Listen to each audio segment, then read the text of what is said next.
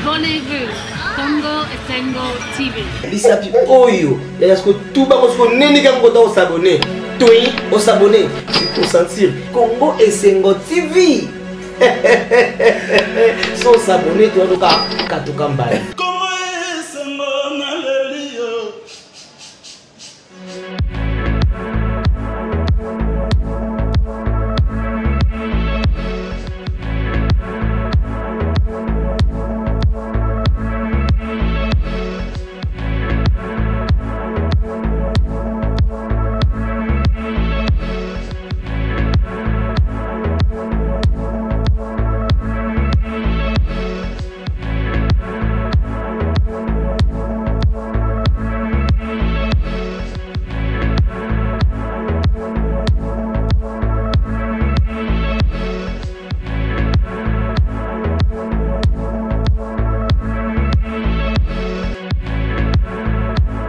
Bonjour ou bonsoir selon l'heure à laquelle vous suivez cette émission. Vous êtes en France particulièrement, à Paris, vous êtes aux États-Unis, au Canada. Nous vous disons bienvenue sur notre chaîne Congo Esengo Télévision. Alors vous le savez, vous nous suivez en temps réel. C'est simple, vous voulez avoir nos émissions, il suffit de cliquer simplement et vous allez vous abonner.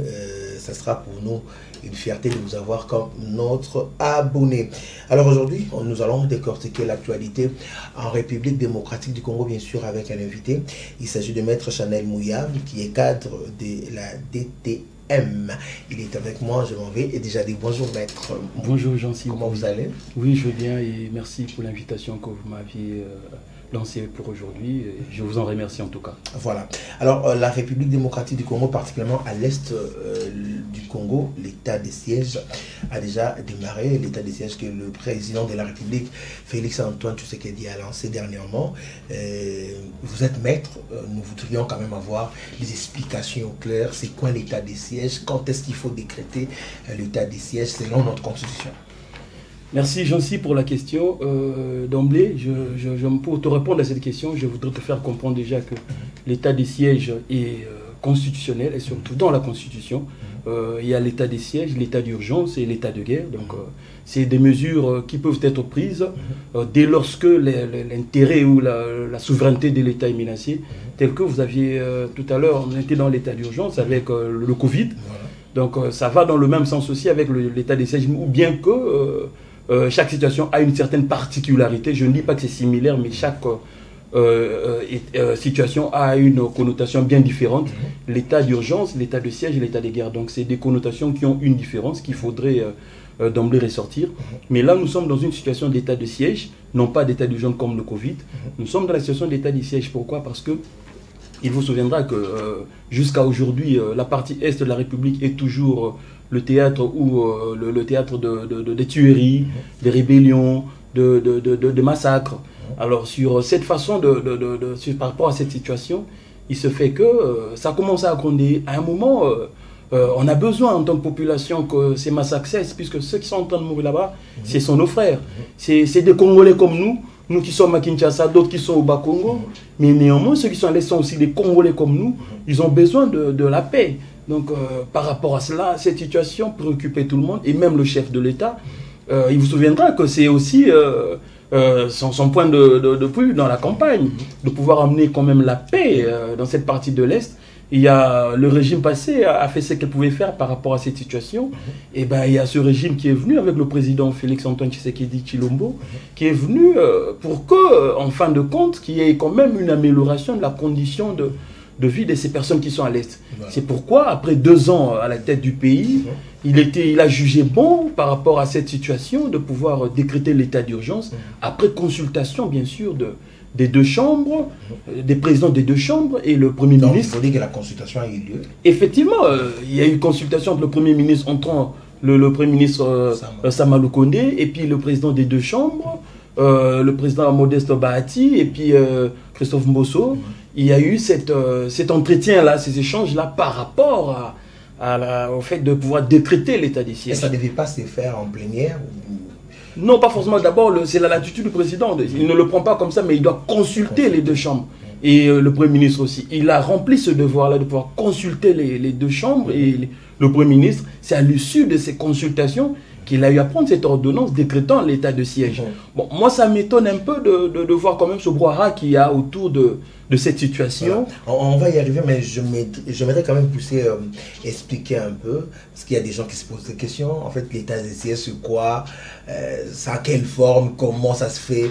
Et pour que nos téléspectateurs puissent un peu comprendre, c'est quoi l'état de siège? Non, mais l'état de siège de façon simple, en fait, pour que tout le monde dans chaque coin de la ville de Kinshasa ou derrière ou le Congo arrière puisse comprendre, en fait, de façon simple. C'est ce transfert-là de pouvoir administratif des entités, des provinces, de la passation de pouvoir entre les civils aux militaires. Vous voyez? Donc avant, les provinces, les ETD étaient dirigées par des civils. Mais là, maintenant, c'est une administration confiée à un militaire. C'est pour une situation bien définie, en fait. Et c'est par rapport à un laps de temps. Il vous souviendra que, ici, et de rappeler ici que c'est de 30 jours. Vous voyez, donc c'est un délai provisoire que l'on donne, qui est renouvelable, au fait, par demande au Parlement. Comme on fait avec l'état d'urgence, je me réfère à cela, puisque c'est des procédures qui vont toujours dans le même sens. Donc, après les 30 jours, on va commencer, le président va formuler une demande au Parlement de pouvoir voir dans quelle mesure il est possible proroger ce délai-là de 15 jours. Ça sera toujours comme ça. Bon, on va apprécier avec le travail qui sera fait. Mais d'emblée, de façon simple, pour vous répondre, c'est la passation de pouvoir, en fait, entre le pouvoir civil au pouvoir militaire pour un laps de temps donné, de pouvoir éradiquer une situation qui se présente, telle que les massacres et les groupes rebelles qui ne cessent d'opérer à l'est du pays. Voilà, mais nous avons suivi le présidium de la MOCA, tenu par Martin Fayulu et Adolphe Mouzitou, qui ne sont pas tout à fait d'accord par rapport à l'état des sièges. Non, mais vous savez, à un moment de la vie, à l'au-delà d'être opposant, il faut savoir se poser les bonnes questions et savoir les actes que l'on pose. Il ne faudrait pas que l'on transforme à un moment la scène politique en une scène de théâtre. Ça, sans pour autant léser les uns les autres. Non, en fait, c'est l'image que... C'est vrai qu'on ne dira pas que parce que aujourd'hui vous êtes au pouvoir, que vous voulez caricaturer l'opposition d'une certaine manière. Non. Mais il y a une évolution. Le peuple congolais a évolué avec autant d'élections, le processus électoral qu'il y a eu. Le peuple congolais a évolué dans le sens de la maturité. Le peuple congolais commence maintenant à pouvoir déceler des discours populistes. Vous voyez, des discours qui ont un fondement simplement de pouvoir s'attirer une sympathie de la population, profiter de la misère de la population pour vous attirer une sympathie. C'est en fait ça le problème. Il faut dire les choses dans leur contexte, tel qu'elles se présentent. Le communiqué tel que présenté par les deux personnalités politiques, pas les moindres, il faudrait le dire aussi, mais qu'on se le dise. Ces questions posées, est-ce que les auteurs de ce communiqué veulent nous faire comprendre qu'eux ne savent pas quels sont les groupes armés qui opèrent de ce côté-là, ou ils ne savent pas la portée des actes posés par ces groupes armés sur la population, pour qu'ils se posent autant de questions. La nomination des généraux, pro-RCD Goma, pro-Jean-Pierre Bemba, ça pose déjà problème. J'en viens. Les Rwanda, l'Ouganda. Non, ça c'est ça. Bon, je ne dirais pas ça, c'est un débat, je vais vous répondre. Voilà. Mais j'en viens. Pour finir à la question que vous venez de poser tout à l'heure, ben, dites-moi, Monsieur Mouzitou, bon, je n'aime pas trop personnaliser le débat, mais permettez quand même que j'illustre cet exemple-là. Monsieur était Premier ministre dans ce pays. Il connaît les verrouages de la sécurité de ce pays. Il avait le temps des réunions avec les institutions liées à la sécurité du pays. Il avait les informations en temps réel sur les groupes opérants, les groupes négatifs évoluant à l'est du pays. Il a toutes ces informations. Et pourquoi aujourd'hui il ressent comme si lui aussi voudrait comprendre les choses comme peut-être la population qui en arrière qui ne comprenait pas les choses. Ou qui ne comprend pas peut-être pourquoi ces groupes armés opèrent, qui sont ces groupes armés, est-ce que c'est des groupes étrangers qui viennent opérer à l'est de la République, ou c'est des rebelles. Nous savons que c'est un mélange. Et on parle du FDLR. Le FDLR, c'est quoi? La Force démocratique, la libération du Rwanda. Il y a les ADF qu'on attribue à l'Ouganda. En dehors de ces deux groupes armés, des groupes rebelles que j'ai pu citer, mais il y a d'autres groupes qui opèrent sur le sol congolais, qui sont peut-être des Congolais aussi. Donc, monsieur connaît bien la réalité. Mais ce questionnement, je me pose la question pour dire, il voudrait nous faire comprendre qu'il est novice, qu'il ne comprend pas. ça me dépasse. Ben, alors, son confrère ou son collègue aussi, les auteurs de ce communiqué, il était député national.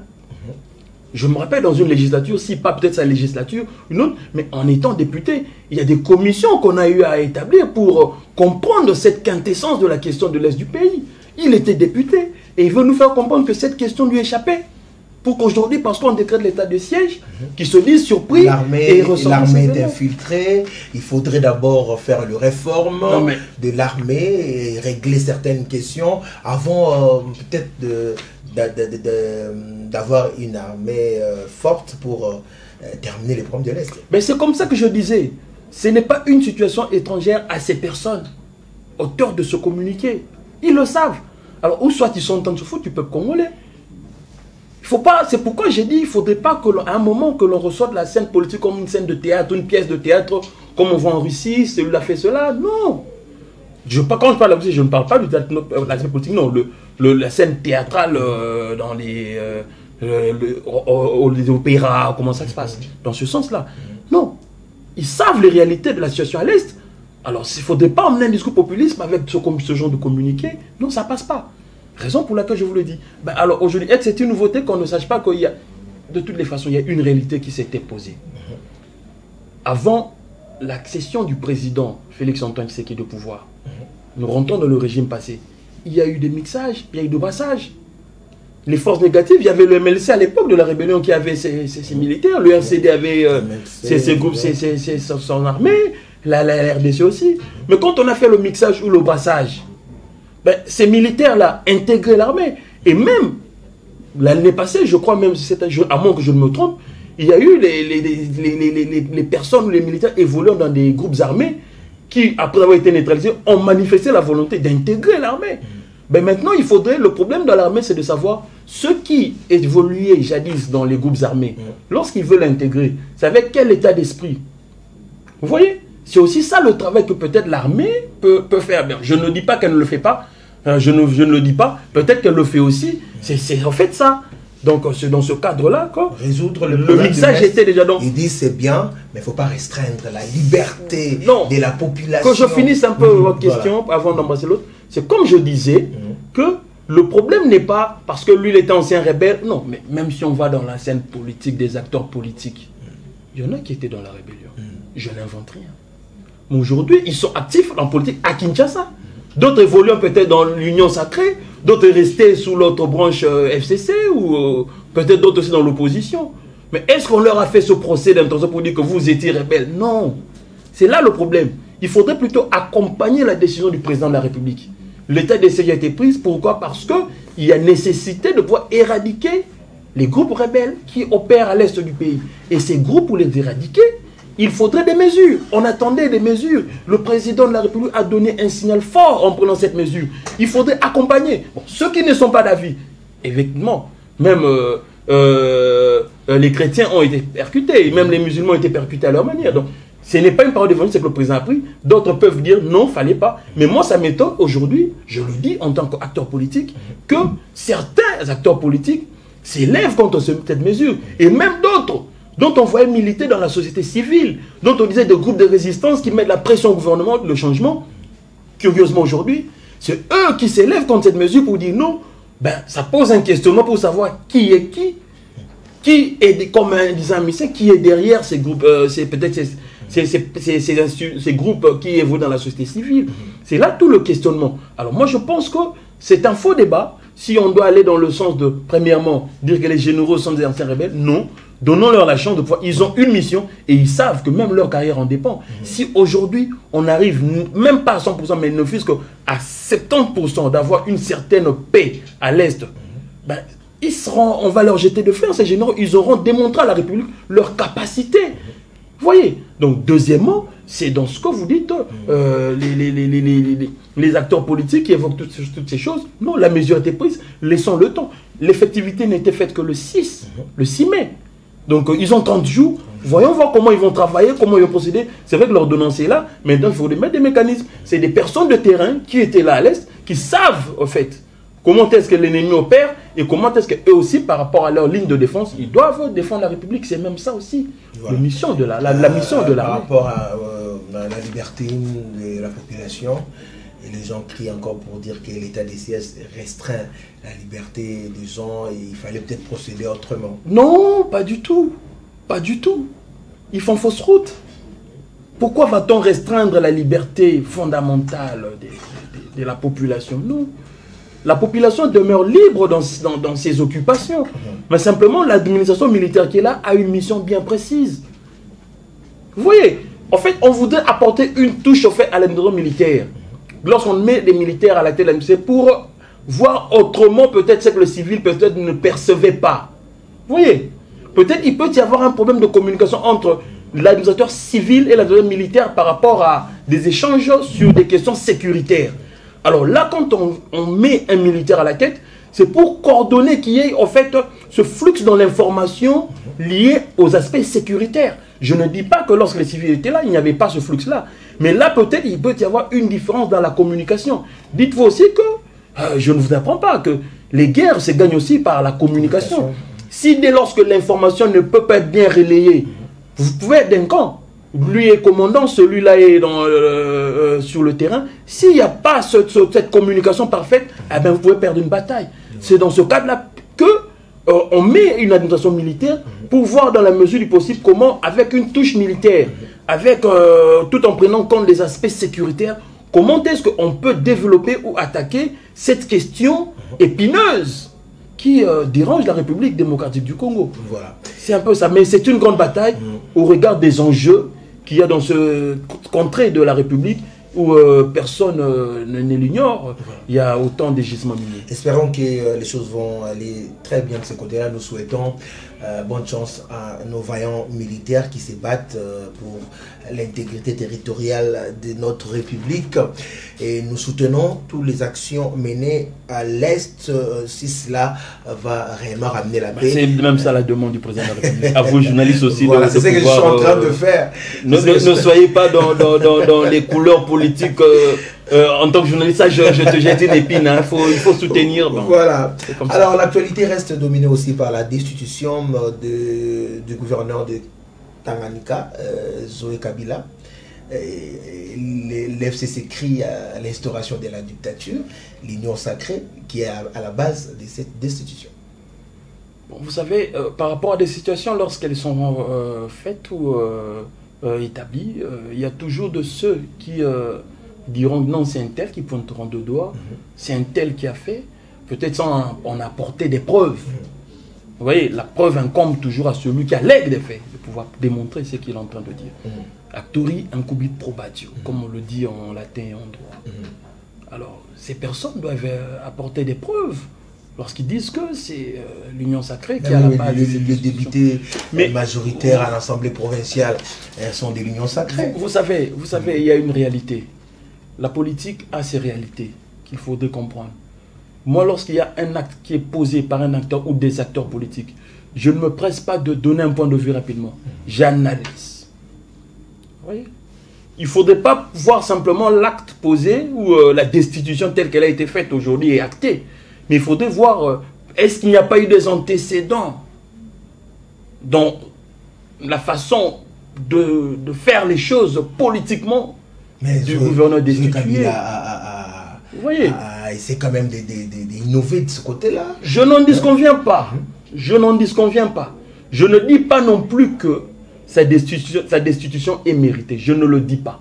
Mais simplement, je dis d'abord, par rapport à ta question, sur toutes ces personnes dont les voix se sont élevées pour dire que non, c'est un tel, il n'y a pas de preuve.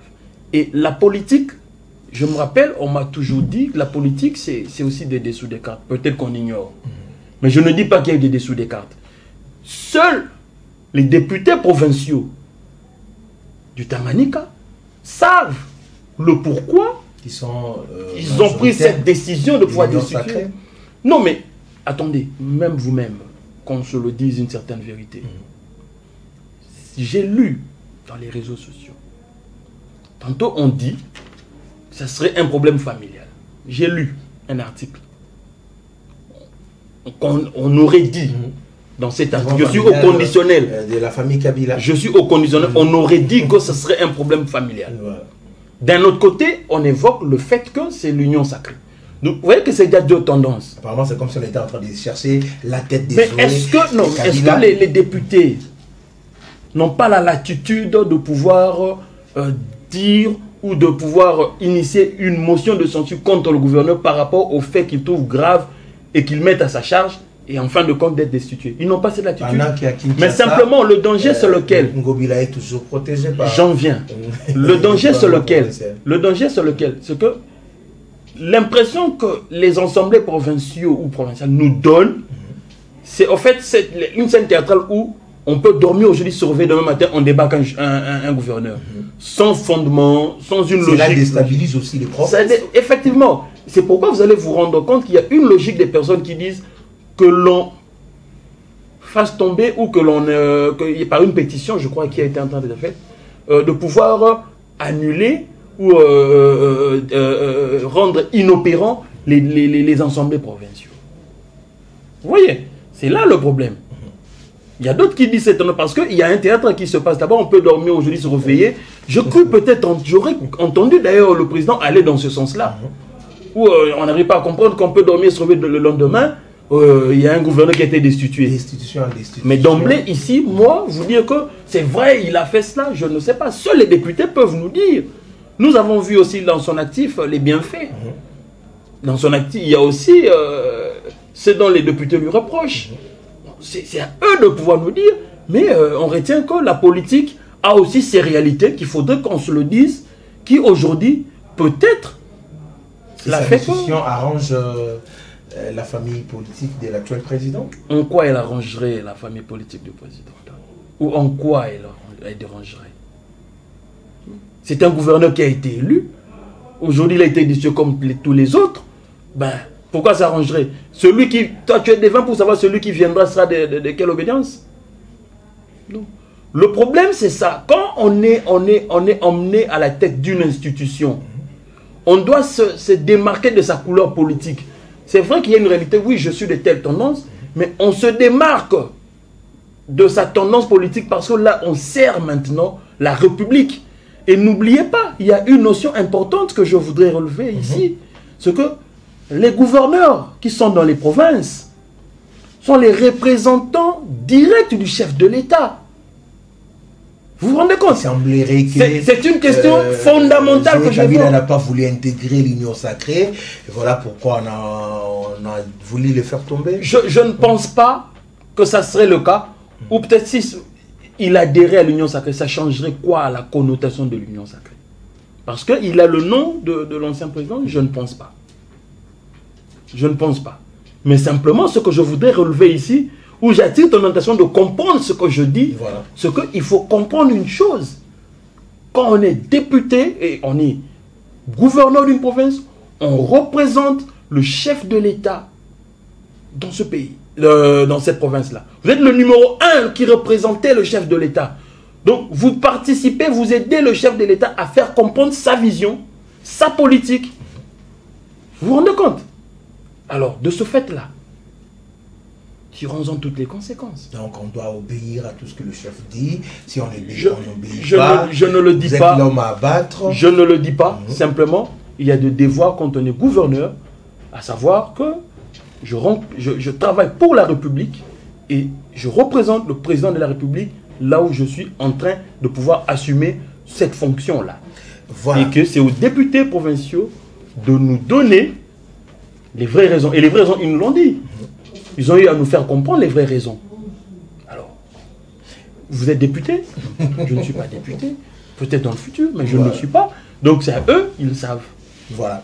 Alors, le président de la République a été hier, si je ne me trompe pas, à l'UPEN, devant les étudiants. Il devait quand même communiquer à la langue officielle. Le président a communiqué à Lingala. Il y a des gens qui disent qu'il ne devait pas communiquer à Lingala. Ça, on va quand même épingler parce qu'il est quand même devant des futurs cadres du pays. Eh bien, il a promis beaucoup de choses aux étudiants. Et pourquoi aujourd'hui supprimer la vente du syllabus? Les professeurs des universités sont en colère. C'est une très belle question que vous posez. c'est épineuse, mais je vais quand même la répondre, vu que quand on est dans ton plateau, sur ton plateau comme ça, là, on échappe aux questions. Ben, je suis venu pour répondre à tes questions. Voilà. La question de la langue, c'est un moyen de communication. Il communique avec sa population, tant en lingala comme en français. Est-ce qu'il y a de mal, ce mal-là, où se situe le mal quand il communique en lingala avec sa population? Tant bien même qu'il est devant les étudiants. Mais, vous savez, dans une situation où il y a une certaine psychose, une ambiance, hein, il y a aussi, en matière de communication, cette façon-là de pouvoir passer le message. Vous voyez? On dit en communication, tout geste est communication. Il communique avec sa population, qui voulait l'entendre. Ils voulaient le voir venir dans leurs institutions, vivre les réalités auxquelles ils sont confrontés. Je suis passé par le banc de l'université. Je sais certaines réalités, je connais les réalités. Mais ils avaient besoin du chef de l'État, c'est un réconfort. Allons d'abord dans ce sens-là. Donc la question de pourquoi il a parlé en lingala, non, c'est une langue. Et d'ailleurs, le président Mobutu communiquait aussi en lingala. Peut-être le précédent qui n'a pas trop voulu communiquer en lingala, peut-être les rares fois en campagne électorale. Mais c'est une façon de communiquer. Il communiquait, il donnait un message. Le président Mobutu était fort dans cela. Et c'est ce qui faisait son art oratoire. Lorsqu'il communiquait, il passait un message. La population, puisque il y a autant de millions de personnes qui vivent à Kinshasa, de ces personnes, toute personne ne parle pas français. Les autres parlent lingala. Mais j'étais à l'université, il fallait parler français, oui, mais il a aussi parlé lingala. La vente des syllabus. La vente des syllabus, c'est des réalités des universités. Lorsque vous consultez les étudiants, il y a d'autres qui vous disent pourquoi on nous vend des syllabus. On devrait nous vendre des syllabus. C'est une réalité. C'est une réalité. Ce n'est pas. Moi, j'étais étudiant. De fois, on se plaignait pourquoi on nous vend des syllabus. Et pourquoi, quand il y a une mesure qui est prise dans ce sens-là, non, on arrête. Non. On doit se dire des vérités. Les professeurs doivent comprendre et accepter une réalité que la vente des syllabus, quelque part, ça ne passe pas. Mais je voudrais quand même apporter une précision. Le président ne dit pas qu'il n'y ait pas de syllabus. Il doit y avoir des syllabus, puisque c'est un support qui permet à l'étudiant de pouvoir lire et comprendre ce que son professeur dit. Mais que cela ne soit pas une marchandise où on peut en acquérir des points. C'est des réalités, nous sommes passés par là. C'est des réalités, les professeurs le savent aussi. Nous, étudiants, quand nous fûmes étudiants, nous le savions. Alors, que c'est des réalités, quand je dis nous savions que c'est des réalités des universités, en fait, où quand même il y a un problème de vous achetez les syllabus, et qu'aujourd'hui on dit non, ne marchandez pas les syllabus. Voilà. S'il doit y avoir des syllabus, remettez aux étudiants. Dites-leur de polycopier. Vous pouvez faire un syllabus et les étudiants de polycopier. Voilà. C'est ça aussi. C'est ça aussi la réalité. Donc voilà. Il ne faudrait pas qu'on crée aux sorciers. Il y a soulèvement aujourd'hui. La population n'est pas d'accord avec le RAM imposé par le ministre Kibasa. Particulièrement, moi, j'ai suivi les ministres qui ne m'a pas vraiment convaincu.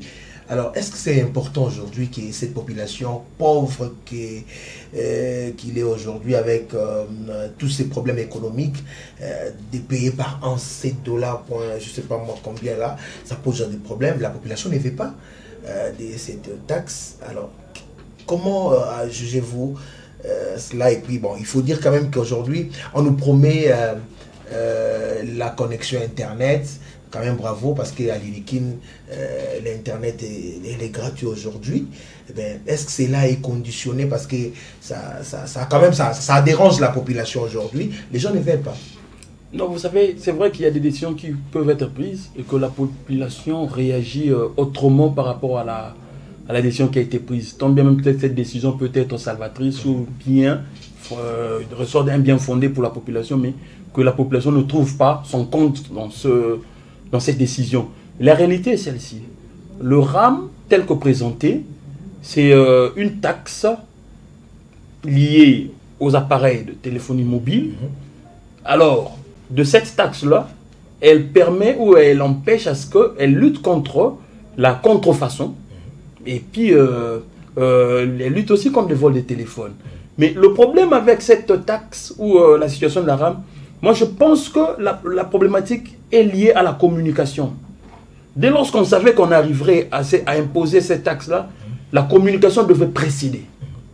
Expliquer clairement ce qu'est la RAM, expliquer clairement pourquoi on va percevoir cette taxe et où va aller cet argent-là. Aujourd'hui, vous allez vous rendre compte que les réseaux sociaux, c'est des calculs. Tout le monde fait les calculs, on prend autant que ça devrait donner, on multiplie le nombre de la population, ça donne un montant. Donc, vous vous rendez compte? Donc, c'est ça le problème. La communication a posé problème. On n'a pas su bien communiquer pour expliquer à celui qui est au fin fond. Pourquoi quand il recharge son téléphone, on récupère un certain pourcentage? Parce que on est allé vite en besogne. C'est vrai, c'est une réalité, on est allé vite en besogne. Si on avait mieux communiqué sur cette situation, cette question, les gens comprendraient le bien fondé. Mais aujourd'hui, les gens n'arrivent pas à comprendre le bien fondé parce que c'est mal communiqué. On n'arrive pas à bien présenter la chose.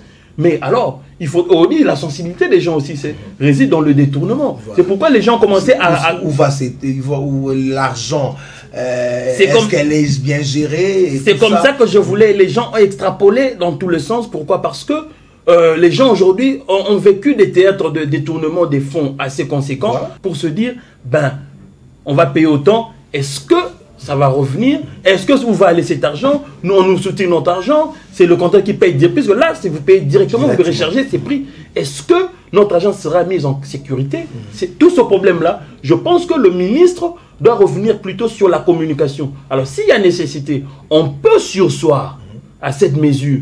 On peut surseoir le temps de mieux expliquer aux Congolais l'importance ou la nécessité de cette taxe-là. Ce n'est que quand on va intérioriser cela, c'est à partir de ce moment-là que l'on peut maintenant mieux aborder cette question de la RAM. Voilà. Puisque c'est payé une fois l'an. Une fois l'an. Vous voyez, donc c'est un avantage quelque part, mais le problème c'est que ce n'est pas compris. On a péché dans la communication. Voilà. Alors, on va terminer avec les défis du gouvernement de Warrior. Pendant quelques minutes, on fait signe que nous sommes déjà à la fin. Est-ce que les Congolais peuvent attendre, espérer plutôt par rapport au gouvernement? Parce qu'il faut voir l'électricité, voir le problème de la régie des eaux. Les gens en ont marre. Les gens ne mangent presque pas. Est-ce que les Congolais peuvent attendre de ce gouvernement? Bon, ce que je peux dire simplement, c'est qu'il est d'une évidence vraie que le Covid a quand même fait pas mal de ravages, pas mal de situations, causé pas mal de problèmes. Ce n'est pas que la République démocratique du Congo, et c'est ça le travail que vous, jeunes, devriez faire. N'est pas démontrer simplement que la misère réside simplement au Congo. Non, le Covid a frappé tout le monde, même les États qui ont des moyens, qui financièrement, économiquement sont forts. Parce que notre économie était déjà forte. Ils sont quand même... Par rapport à d'autres pays. Non, vous savez, si on avait pris au sérieux le projet Bukangalunzo, peut-être économiquement, on ne sentirait pas le poids du Covid. Ça, c'est une parenthèse que je ferme rapidement. Donc, si on avait bien traité le dossier Bukangalunzo, économiquement, avec le problème du Covid, on ne sentirait pas totalement cette montée de prix alimentaires et consorts, on ne sentirait pas ça. Je referme la parenthèse rapidement. C'est pour vous dire que vous devrez aussi nous aider par rapport à cette situation-là. Le défi est énorme du gouvernement, c'est une évidence. Bon, je ne suis pas trop dans le concept warrior et consorts. C'est des humains qui sont entrés. C'est un gouvernement qui a été placé avec des missions que la population a vraiment placé à l'attachement du président de la République à ses membres du gouvernement que la population attend beaucoup d'eux. Puisqu'ils n'auront pas droit à l'échec. Ils n'ont pas droit à l'échec. Aujourd'hui, ce gouvernement, le président a dit qu'il Salomé Banda, le travail doit commencer, ou le travail commence. Ce travail, c'est la population qui va apprécier le fruit de ce travail-là. Alors d'autres aussi, c'est leur carrière politique qu'ils jouent. Voilà. Donc c'est dans cet état d'esprit, il y a beaucoup de défis. Félix Tshisekedi est attendu en 2023. Qu'est-ce qu'il aura à dire? Mais c'est ce que je suis en train de... Non, il a quand même déjà un bilan, je ne dirais pas négatif, un bilan positif, où il y a des acquis. Le Wi-Fi, que vous donnez gratuit à l'UNIKIN, c'est un fait. Il a autant d'actifs, beaucoup. La gratuité, il y en a plein. Vu le temps, je ne sais pas tout, mais il y en a plein. Mais aussi, le problème, c'est le social. Le social du Congolais, moi je le dis toujours, réside dans deux points. L'agriculture et la pêche et l'élevage. Alors, il faudrait faire des bonnes réflexions, des bons projets pour que la population se retrouve. Mais il a encore 2 ans devant lui. Nous donnons la chance à ce gouvernement. Autant de défis qu'il y a, je sais qu'ils vont faire plus de la moitié de ces défis. Parce que c'est un gouvernement, en voyant, c'est des personnes qui ont compris la nécessité de pouvoir sortir le peuple congolais de cette misère. Voilà, Dieudonné Kalouba a pris officiellement les fonctions. Un mot. Félicitations à mon confrère, aujourd'hui juge à la Cour constitutionnelle, félicitations à lui. Malheureusement, il y a ceux-là qui criaient à l'illégalité dans cette nomination, mais je confirme ici, il n'y a pas d'illégalité. Tout a été fait dans les normes. Disposition légale à l'appui. Prochainement, je vous amènerai pour voir que rien n'a été fait dans l'illégalité. Félicitations à Maître Philo Kalouba. Bonne chance à lui. C'est une grande responsabilité qu'il a sur ses épaules. Donc je sais que c'est quelqu'un de très intelligent et il va s'en sortir. Voilà. Je vous rassure qu'il a une très belle main. Voilà, merci beaucoup. Hein. Je rappelle que nous avons reçu pour vous Maître Chanel Mouya, cadre de DTM, parti dirigé par Nelson Mandela Loaka. C'est la dynamique de Tshisekedi modéré. C'est un groupe en fait évoluant dans l'UDPS, mais avec une autonomie aussi, une indépendance, dont on formule souvent des avis au parti pour pouvoir faire entendre aussi notre voix. Voilà. Merci d'avoir répondu à notre invitation. Nous sommes à la fin. Un grand merci à Pichou Mansia qui est à la réalisation, Eridi Bonté qui a assisté, notre réalisateur du jour. Je tiens à vous remercier. N'oubliez pas de vous abonner à votre chaîne Congo Esengo Télévision. Merci à vous tous. On se retrouve très bientôt. Au revoir.